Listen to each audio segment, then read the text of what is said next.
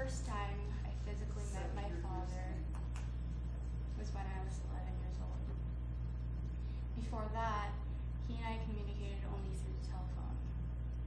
I remember always telling him to come home to the Philippines so I could have one thing I've always wanted, a complete family.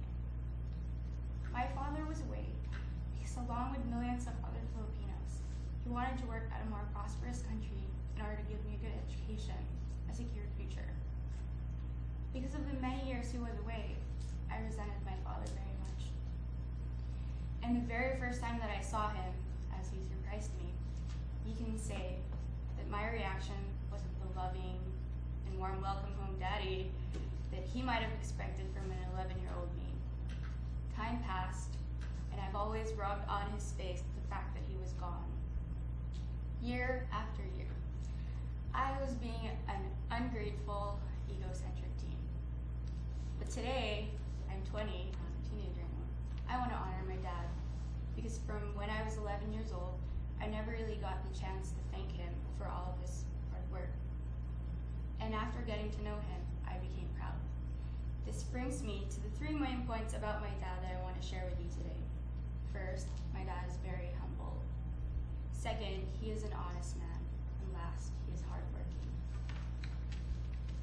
My father is down to earth. During my days in a private school back in Manila, the security guards would always mistaken him as my driver. In the Philippines, if you could afford a car, you usually can afford to hire a chauffeur as well. It wasn't a surprise to me because I know how my father dresses up.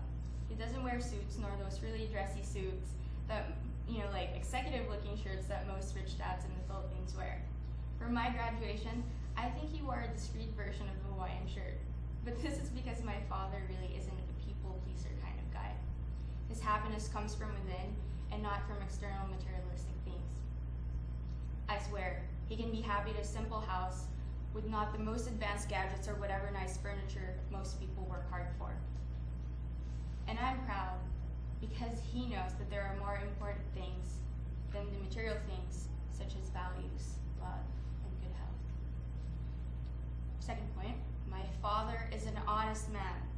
In the span of 2 years, he got promoted 4 or more times in his job because he never wasted a single dime that was paid to him.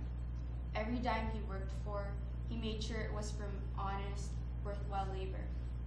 I know he is an honest man for a fact because he really tries to incorporate this value in me. In fact, he's the type of person who would never use his cell phone while driving. For some people, this might sound severely strict, but every life he doesn't take away by ensuring that he's driving safe is important to him. I never caught my dad lying, and therefore, in my eyes, he's an honest man. Also, my dad was one of those Filipinos who was born in privilege. If it wasn't for his hard work, I don't know where I'd be right now. It was because of his hard work that I'm going to college right now and ready to transfer to university soon. From my perspective years ago, he was a hardcore, pragmatic father who cared more about money than having a whole family. But as I matured, I understood that we wouldn't be a family anyway if all of us died of starvation.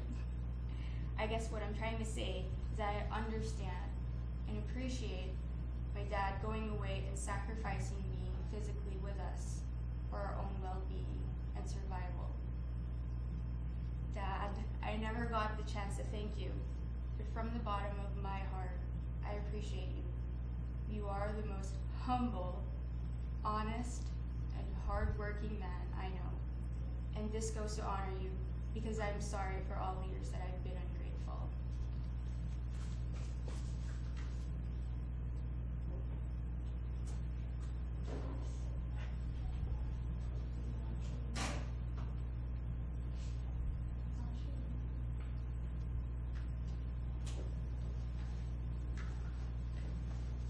Get it to work. Thank you.